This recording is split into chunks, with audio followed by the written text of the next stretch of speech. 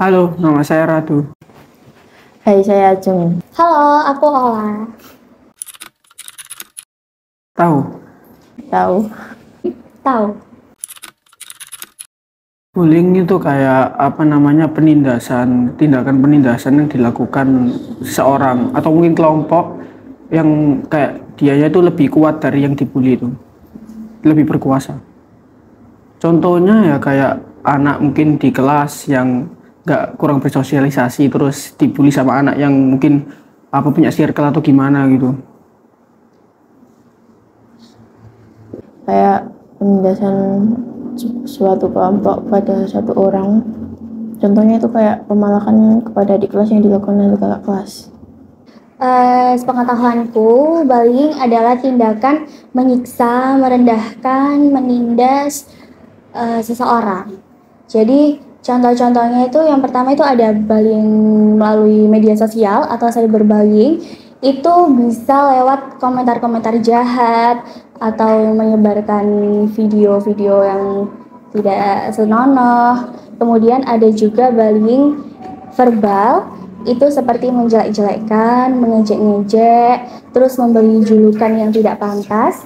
Terus ada lagi yang terakhir bullying fisik, itu seperti menyiksa melalui kontak fisik langsung. Pernah waktu SMP? Tidak pernah. Nggak pernah. Nah, iya. Ya mungkin waktu di SMP mondok di Tuban itu mungkin ada ikut kayak program di luar sekolah yang dimana kakak kelasnya itu jumlahnya lebih banyak daripada adik kelasnya. Jadi mereka waktu itu ya melakukan kayak gitu sih sampai mungkin ada kekerasan sedikit. Perasaannya kan waktu itu kan di Tuban jauh dari Lamongan ya. Ya mungkin pasti ingin segera cepat melapor gitu kan biar kasusnya itu diselesaikan lebih cepat lah. Pokoknya ingin segera melapor. Kecewa kan karena nggak bisa melawan. Aku jadi korban sih pastinya mungkin akan depresi banget ya, pasti memiliki rasa tidak percaya diri, terus rasa cemas, terus ada rasa kayak merasa tidak aman dari segala situasi dan kondisi. Bully itu merugikan kedua pihak. Jadi bully itu tidak hanya merugikan korbannya saja, tapi pembulinya karena juga di sini pembuli itu tidak mendapatkan apa-apa dari mereka dia membuli itu. Korbannya juga malah kena depresi mungkin mentalnya terus pembuli juga malah buang-buang kayak tenaga gitu. Sebenarnya yang mereka dapatkan juga nggak ada apa-apanya, cuman si korban itu aja malah merugikan sebenarnya. Merugikan orang banyak sih. Maksudnya kayak itu kan bisa mengakibatkan orang yang dibully itu melakukan tindakan yang fatal. Pembulian itu jahat banget sih, kayak pelakunya itu bisa setega itu buat nyiksa mental dan fisik seseorang dengan terus-menerus.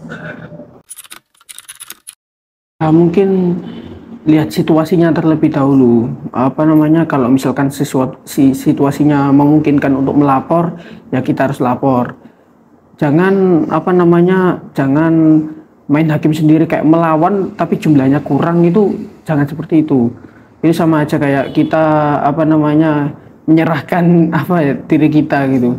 Lihat situasi terlebih dahulu. Melaporkan atau membantu untuk kayak membelanya gitu. Kalau situasinya memungkinkan, pasti aku langsung menghentikan kegiatan itu dan menjauhkan korban dari si pelaku. Tapi kalau misal situasinya sangat tidak memungkinkan buat aku bertindak secara langsung, aku pasti lapor ke pihak berwajib seperti bapak atau ibu guru. Masih banyak karena si pembulinya ini mungkin ingin terlihat eksis di depan teman-temannya atau kelompoknya, itu ingin terlihat eksis, ingin dipandang keren lah, merasa keren lah si pembulinya ini. Karena banyak orang yang ingin memuaskan dirinya dengan cara membuli seseorang. Kayak contohnya itu kayak seseorang yang melihat orang yang tidak bisa bersosialisasi lalu dibully kan, karena itu kan gampang, dan yang orang yang dibully itu tidak bisa memberitahu siapa apapun orang yang dia kenal, soalnya kan nggak bisa bersosialisasi. Yang pertama itu dari kondisi rumah ya. Jadi pelaku itu bisa aja seseorang yang tidak diperhatikan oleh orang tuanya sehingga dia mencari perhatian dari luar. Bisa juga pelaku ini korban broken home. Terus yang kedua itu pasti dari parenting atau pola didik orang tua. Pola didik orang tua ini sangat berpengaruh untuk menjadikan anak ini sebagai pelaku bullying atau tidak. Kemudian yang terakhir itu, misalkan ada bullying di sekolah itu bisa juga karena tradisi turun-temurun dari senior, jadi kayak senioritas gitu. Cara memutusnya yaitu dengan kita tidak memberikan ruang untuk si pembuli. Maksudnya kita harus melawan, tapi melawannya juga harus tahu dengan cara kayak apa. Maksudnya kita maksudnya tidak menerima aja kita untuk dibully, itu tidak seperti itu. Jadi kita harus memberikan perlawanan, entah itu apa gitu, biar yang membuli ini merasa itu kaget gitu loh. Duh, ini anak kok berani gitu melawan gitu. Atau kita bisa lapor agar pembulian ini selesai. Jadi pembulian ini enggak dibiarkan terus menerus gitu, dilaporkan pasti juga nanti dapat tindakan khusus. Dengan cara kayak melakukan tindakan yang kayak membantunya orang yang tidak bisa bersosialisasi itu untuk bergaul dan merangkul supaya tidak kayak bisa akrab sama seorang gitu.